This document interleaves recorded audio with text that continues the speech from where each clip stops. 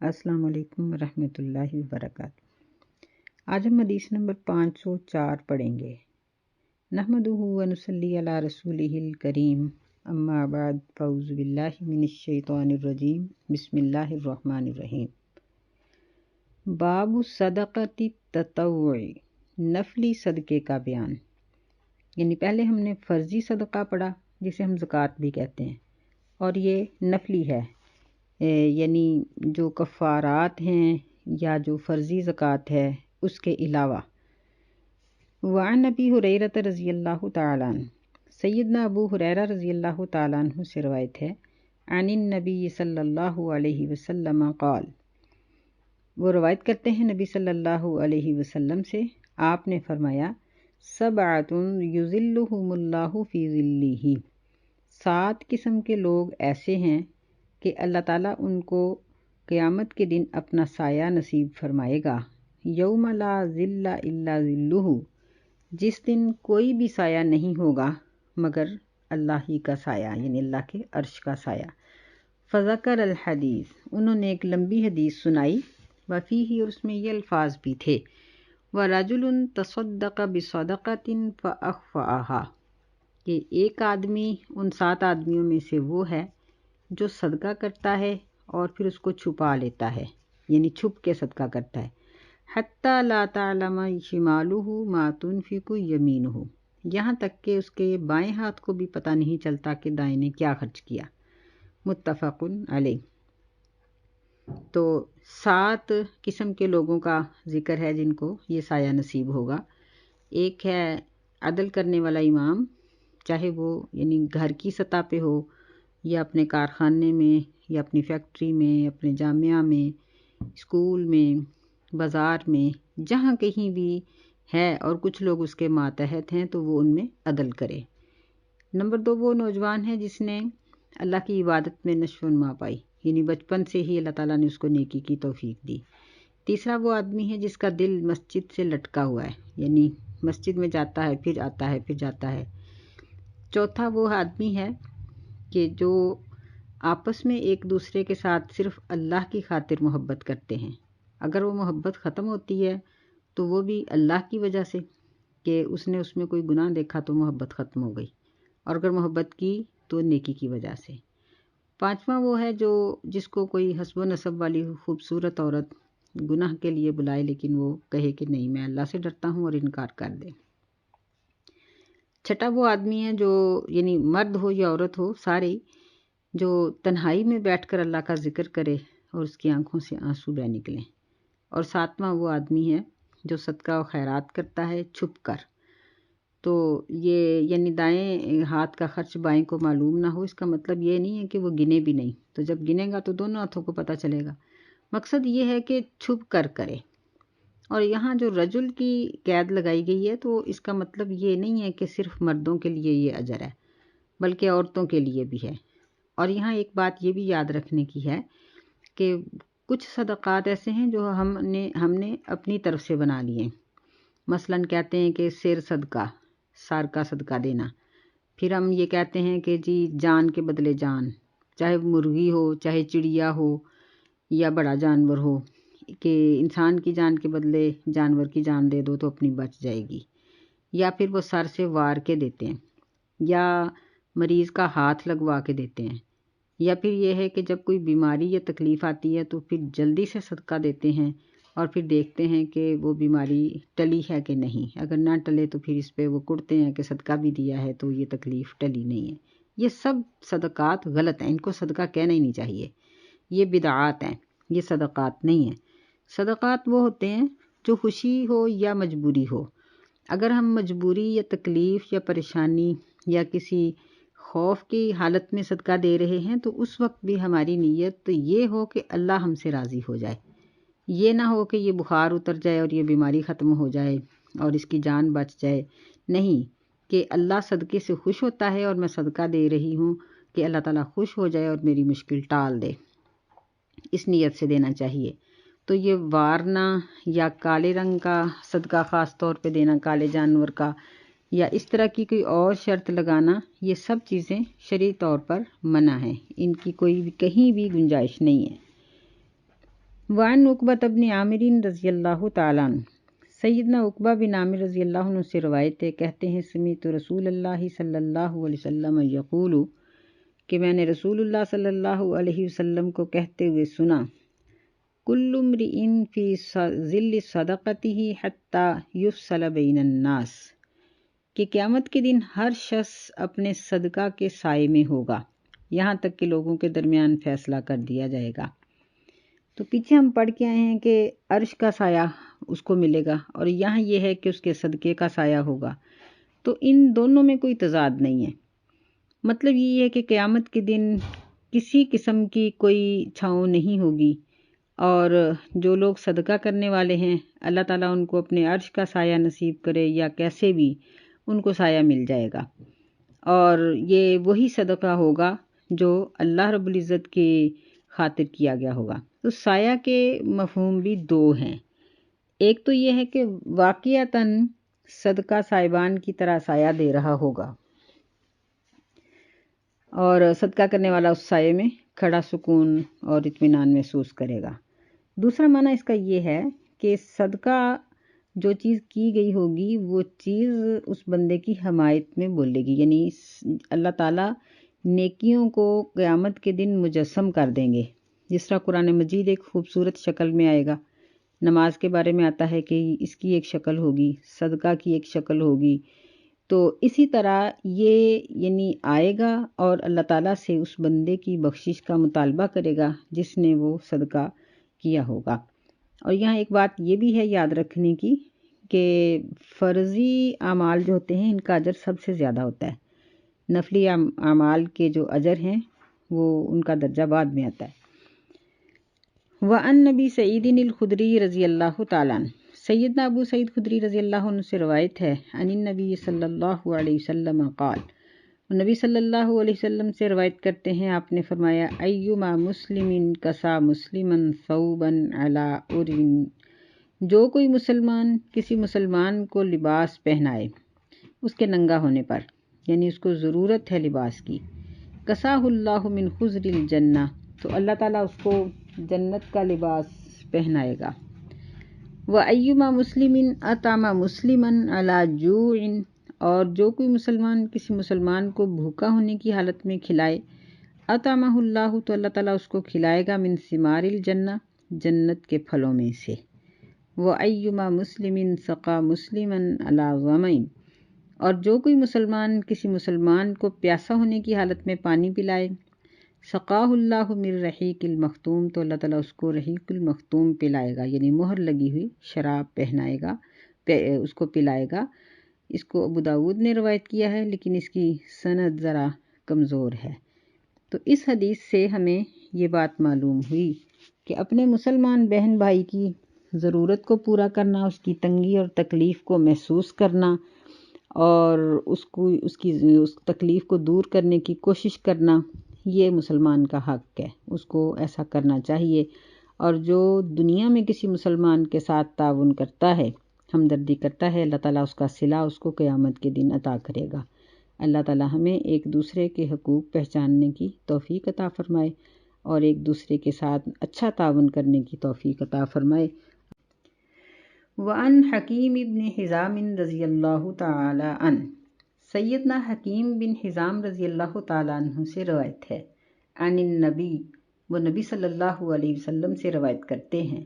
قال، آپ نے فرمایا، الید العلیٰ خیر من الید السفلی، کہ اوپر والا ہاتھ بہتر ہے نیچے والے ہاتھ سے، یعنی اوپر والا ہاتھ دینے والا ہوتا ہے اور نیچے والا لینے والا۔ وابدأ بمن تعول، اور اس سے شروع کرو دینا جس کی تم کفالت کرتے ہو۔ وخیر الصدقۃ ما کان عن ظہر غنی، اور بہترین صدقہ وہ ہے جو غنا کے بعد ہو، یعنی اپنی ضروریات کو پورا کرنے کے بعد ہو۔ ومن یستعفف یعفہ اللہ، اور جو شخص سوال سے بچنا چاہے اللہ اس کو بچا دیتا ہے۔ ومن یستغنِ یغنہ اللہ، اور جو یعنی بے پرواہی کا اظہار کرتا ہے، یعنی مانگتا ہی جاتا ہے، پرواہ نہیں کرتا کسی بات کی، اللہ اس کو بے پرواہی میں ڈال دیتا ہے۔ متفق علیہ، اور یہ بخاری کے الفاظ ہیں۔ تو یہ ہم صدقہ کے بارے میں احادیث پڑھ رہے ہیں، تو اس میں یہ حکیم بن حزام رضی اللہ تعالیٰ عنہ یہ نبی صلی اللہ علیہ وسلم سے بعض اوقات کوئی چیز مانگ لیا کرتے تھے، نبی صلی اللہ علیہ وسلم ان کو دے دیا کرتے تھے۔ تو جب نبی صلی اللہ علیہ وسلم نے ان کو یہ باتیں کہیں تو وہ کہنے لگے کہ اے اللہ کے رسول، میں آپ کے بعد کسی سے کچھ نہیں مانگوں گا۔ تو اسی دوران نبی علیہ السلام نے ان سے یہ وعدہ کیا تھا کہ اب میرے پاس مال آئے گا تو میں اتنا اور اتنا اور اتنا دوں گا، لیکن نبی علیہ السلام اس سے پہلے رخصت ہو گئے۔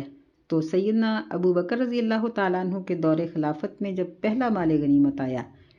تو انہوں نے اعلان کیا کہ نبی علیہ السلام کا اگر کسی سے وعدہ ہے تو آئے۔ تو حکیم بن حزام رضی اللہ تعالیٰ عنہ آئے اور انہوں نے یہ بات سنائی، تو سیدنا ابو بکر رضی اللہ تعالیٰ عنہ نے ان کو ایک چلو بھر کے درم و دینار کے دیے اور فرمایا کہ گنو یہ کتنے ہیں۔ جب انہوں نے گنے تو انہوں نے اتنے ہی 2 مرتبہ اور دے کر نبی علیہ السلام کا وعدہ پورا کیا۔ اس کے بعد پھر جب بھی سیدنا ابو بکر حکیم بن حزام کو بلاتے کہ لے لو تو وہ کہتے کہ نہیں، میں نے نبی صلی اللہ علیہ وسلم سے یہ بات کی تھی کہ میں آپ کے بعد کسی سے سوال نہیں کروں گا۔ پھر انہوں نے زندگی بھر کسی سے کچھ نہیں لیا۔ تو اس میں ہمیں یہ سبق دیا گیا ہے کہ مانگنے سے بہتر ہے کہ نہ لیا جائے۔ اور دوسری بات یہ بتائی گئی ہے کہ گھر کے جو افراد ہیں وہ زیادہ ضرورت مند ہوتے ہیں، ان کی جائز ضرورتوں کو پہلے پورا کیا جائے، پھر اس کے بعد باقی مال صدقہ کیا جائے۔ ان ظاہری گنن کا مطلب یہ ہے کہ اپنی ضروریات زندگی یعنی جائز ضرورتوں کو پورا کرنے کے بعد ایسا نہ ہو کہ ہم کسی کو صدقہ دے دیں، بعد میں خود کسی سے مانگنے والے بن جائیں۔ تو اگر یہ کیفیت نہیں ہے تو پھر دیکھیں کہ سیدنا ابو بکر رضی اللہ تعالیٰ عنہ سارا مال بھی دے آئے تھے، عمر رضی اللہ تعالیٰ عنہ آدھا بھی دے آئے تھے۔ پھر بندہ جتنا مرضی دے دے اگر صبر ہے تو، اگر صبر نہیں ہے تو پھر پہلے اپنی ضروریات زندگی کو پورا کرو، عیاشی سے بچ کر، اسراف اور فضول خرچی سے بچ کر، تو پھر باقی جو ہے وہ اللہ کی راہ میں دے دو۔ وعن ابی ہریرہ رضی اللہ تعالیٰ، سیدنا ابو ہریرہ رضی اللہ عنہ سے روایتیں کہتے ہیں کہا گیا کہ اللہ کے رسول ای الصدقۃ افضل، کون سا صدقہ افضل ہے؟ نبی صلی اللہ علیہ وسلم نے فرمایا جہد المقل، کہ محنت اور مشقت کی کمائی یہ سب سے بہتر ہے۔ وابدأ بمن تعول، اور اس سے شروع کرو جس کی تم کفالت کرتے ہو۔ اخرجہ احمد، اسے احمد نے روایت کیا ہے، ابو داود نے اور ابن خزیمہ نے اور ابن حبان نے اس کو صحیح قرار دیا ہے۔ یہ جہد المقل کیا چیز ہے؟ یہ کہتے ہیں کہ یہ ہمت اور طاقت اس سے مراد ہے۔ اگر اس کو زبر کے ساتھ پڑھا جائے تو پھر اس کا معنی یہ ہے کہ مشقت، محنت اور مشقت کی کمائی۔ یعنی اگر ہم جہد المقل پڑھیں گے، جیم پر زبر پڑھیں گے، تو پھر اس کا مطلب یہ ہوگا کہ مشقت کے ساتھ جو کمائی کی گئی ہو، محنت کے ساتھ، وہ صدقہ افضل ہے۔ یا پھر یہ پیش سے پڑھنے سے اس کا مطلب یہ ہوگا کہ جس کے پاس کم مال ہے تو وہ اپنے مال کی کمی کے باوجود اگر صدقہ و خیرات کرتا ہے تو وہ بہتر ہے۔ پہلی حدیث میں یہ بات کہی گئی ہے کہ ما کان عن ظہر غنی،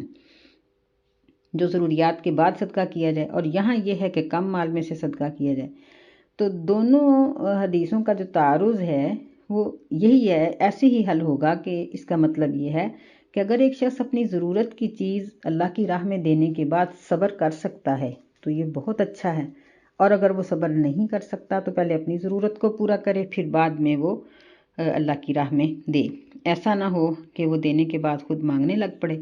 اور دوسرا یہ بھی ہے کہ اپنے اہل و عیال کی ضروریات کو اس طرح سے پورا کر دیا جائے کہ وہ بیچارے مانگتے نہ پھریں۔ یہ نہ ہو کہ باپ صدقات کر رہا ہے اور اولاد مانگ کے کھا رہی ہے، نہیں، پہلے ان کی ضرورتوں کو پورا کرو۔ وعنہ رضی اللہ تعالیٰ عنہ، انہی سے روایتیں کہتے ہیں قال رسول اللہ، کہ رسول اللہ صلی اللہ علیہ وسلم نے فرمایا تصدقوا، صدقہ کرو۔ فقال رجل، ایک آدمی کہنے لگا، یعنی ایک صحابی نے کہا یا رسول اللہ عندی دینار، اے اللہ کے رسول میرے پاس ایک دینار ہے، میں کس پہ خرچ کروں؟ نبی صلی اللہ علیہ وسلم نے فرمایا تصدق بہ علی نفسک، اس کو اپنے آپ پر خرچ کرو، یعنی اپنا کھانا پینا، جس چیز کی تمہیں ضرورت ہے وہ پوری کر لو۔ وہ مسئلہ پوچھنے کے لیے کہنے لگے کہ قال عندی آخر، میرے پاس ایک اور ہے، یعنی وہ یہ پوچھنا چاہتے تھے کہ کتنا مال ہو تو خرچ کرنا شروع کیا جائے، اور خرچ کرنے کی ترتیب کیا ہے، کن کن لوگوں کی باری کیسے آئے گی۔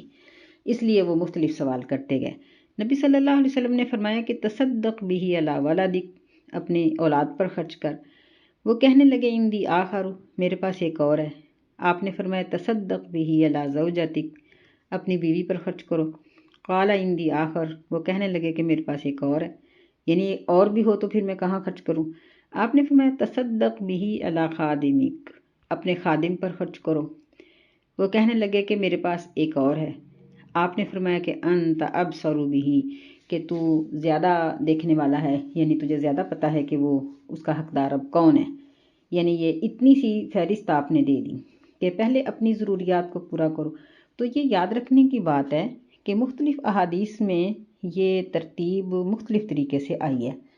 اصل بات یہ ہے کہ ضرورت کے مطابق، اب بعض اوقات یوں ہوتا ہے کہ بچے جوان ہیں تو باپ بھی کما رہا ہے، تو ایسی صورت میں وہ پہلے اپنے آپ پہ خرچ کرے گا، اور اگر بچے چھوٹے ہیں تو پھر ایسی صورت میں ایک محبت کا اور ضرورت کا تقاضا ہے کہ ماں باپ اپنی ضرورتوں کو تو برداشت کر لیتے ہیں، لیکن پہلے بچوں کی جائز ضرورتیں پوری کر دیں۔ تو اسی طرح اگر والدین اپنی ذمہ داری ہے تو پھر بیوی اور اولاد سے پہلے ماں باپ کا حق آتا ہے، اور اگر وہ کسی اور کی ذمہ داری ہے، مثلاً کسی دوسرے بیٹے کے پاس ہے، تو ایسی صورت میں پھر وہ اپنی اولاد پہ پہلے خرچ کر دے۔ یعنی یہ خود دیکھا جائے گا کہ کس طرح سے وہ خرچ کرے، جیسی ضرورت ہوگی ویسے ہی طریقے سے خرچ کیا جائے گا۔ بہرحال اللہ تعالیٰ خرچ کرنے والوں کو اور دیتا ہے، لیکن اسراف نہ ہو، زیادتی نہ ہو، اور جو لوگ بخل کرتے ہیں ان کا اللہ تعالیٰ ضائع بھی کر دیتا ہے۔ بخل کا مطلب یہ ہوتا ہے کہ چیز موجود بھی ہے، ضرورت بھی ہے، لیکن انسان اس کو صرف اس لیے نہیں خرچ کرتا کہ یہ ختم ہو جائے گی۔ اور یہاں ایک بات یاد رکھنے کی ہے کہ اگر ایک شخص کل کے لیے سنبھال کے رکھے تو اس کو بخل نہیں کہتے۔ بعض لوگوں کی عادت ہوتی ہے نا کہ اگر پیسے زیادہ ہیں تو بہت عمدہ چیز لے آئے اور دوسرے ٹائم کے لیے کچھ بھی نہ بچا، تو یہ عقل مندی نہیں ہے۔ اگر ایک شخص یہ سوچتا ہے کہ چلے میں کوئی ہلکی پھلکی یعنی کم پیسوں کی چیز ایک ٹائم بھی گزار لوں تو دوسرا بھی گزر جائے، تو یہ بخل نہیں ہے، یہ سمجھداری ہے، گھرداری ہے۔ اسی کو گھرداری کہا جاتا ہے۔ بعض عورتیں بھی ایسا کرتی ہیں کہ جتنے پیسے ہوتے ہیں سارے ہی خرچ کر کے ایک سوٹ خرید لائیں، اب دوسرے کاموں کے لیے شوہر کی جان کھائی یا ماں باپ کو تنگ کیا۔ بعض بچے بھی اس طرح کے ہوتے ہیں، تو یہ صحیح نہیں ہے، بلکہ ہر معاملے کو بڑے اچھے طریقے سے، خوش فہمی سے اس کو نپٹانا چاہیے۔ پیسے تھوڑے ہیں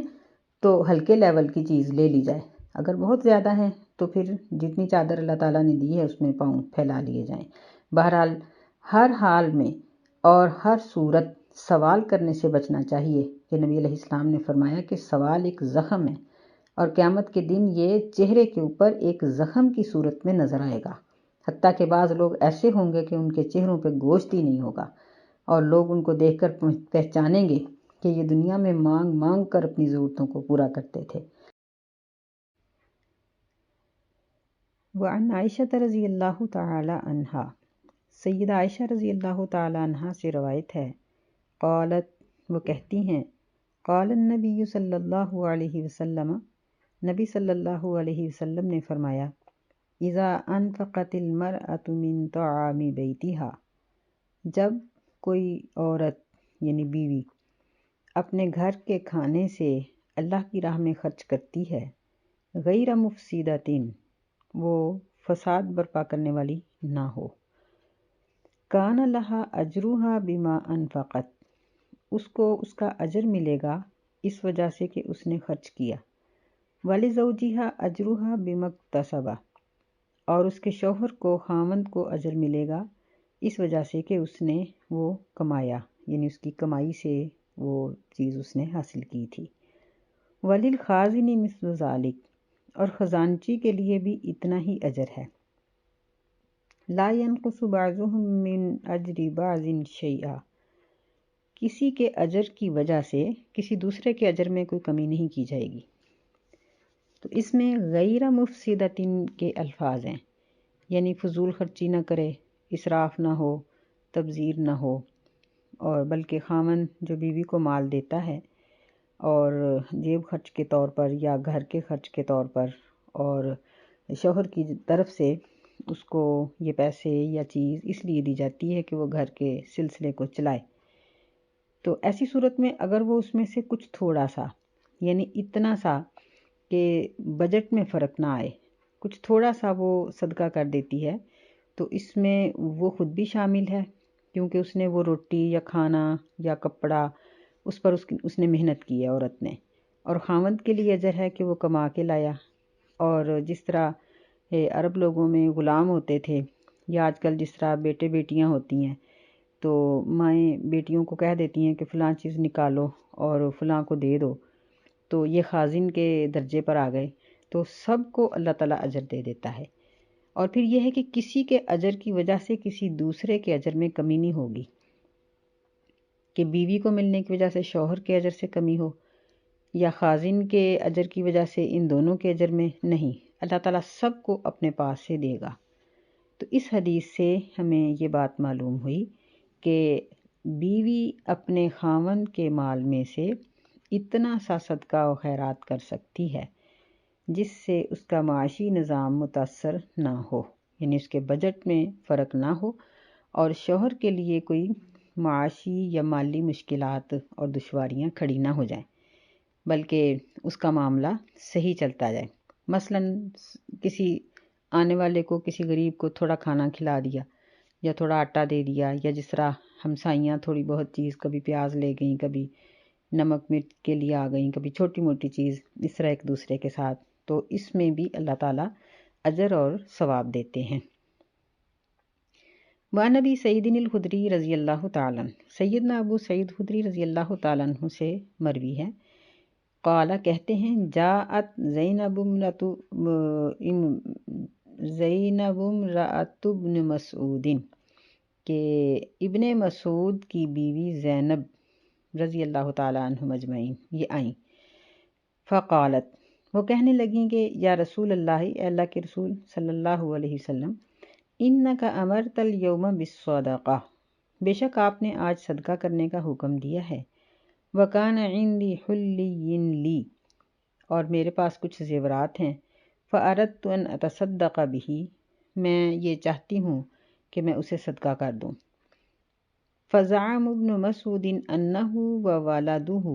احق من تصدقت بہ علیہم، اور ابن مسعود یہ خیال کرتے ہیں کہ وہ خود اور ان کی اولاد اس بات کی زیادہ حقدار ہے کہ میں وہ زیورات ان کو دے دوں۔ فقال النبی صلی اللہ علیہ وسلم صدق ابن مسعود، نبی صلی اللہ علیہ وسلم نے فرمایا کہ ابن مسعود نے سچ کہا، زوجکی و والدکی احق من تصدقت بہ علیہم، تیرا شوہر اور تیری اولاد اس بات کی زیادہ حقدار ہے کہ تو ان کے اوپر صدقہ کرے۔ تو یہ ایک لمبی حدیث ہے، اس کو بخاری نے روایت کیا ہے کہ جب نبی علیہ السلام نے یہ حکم دیا تھا تو پھر یہ سیدہ زینب جو ابن مسعود کی زوجہ محترمہ ہیں، یہ آئیں تو کچھ اور بھی خواتین آئی ہوئی تھیں یہی مسئلہ پوچھنے، اتفاق سے ان سب کے نام ہی زینب تھے، 2-3 تھیں تو سب کا نام ہی زینب تھا۔ تو انہوں نے یہ کہا کہ نبی صلی اللہ علیہ وسلم سے یہ مسئلہ پوچھ دو، لیکن ان کو یہ نہ بتانا کہ ہم کون ہیں۔ لیکن جب وہ مسئلہ پوچھنے کے لیے گیا تو نبی صلی اللہ علیہ وسلم نے پوچھ لیا کہ یہ سوال کرنے والی کون ہے، تو پھر صحابی نے ان کو بتا دیا۔ تو آپ نے پھر یہ ان کو بتایا کہ اگر وہ باہر صدقہ کرتی ہیں، اس سے بہتر ہے کہ وہ اپنے شوہر کی ضرورت کو پورا کر دیں، تو اس میں ان کو اجر بھی زیادہ مل جائے گا۔ ایک حدیث میں آتا ہے کہ دوہرا اجر ملے گا۔ تو یعنی یہ ایسی صورت میں ہے کہ جب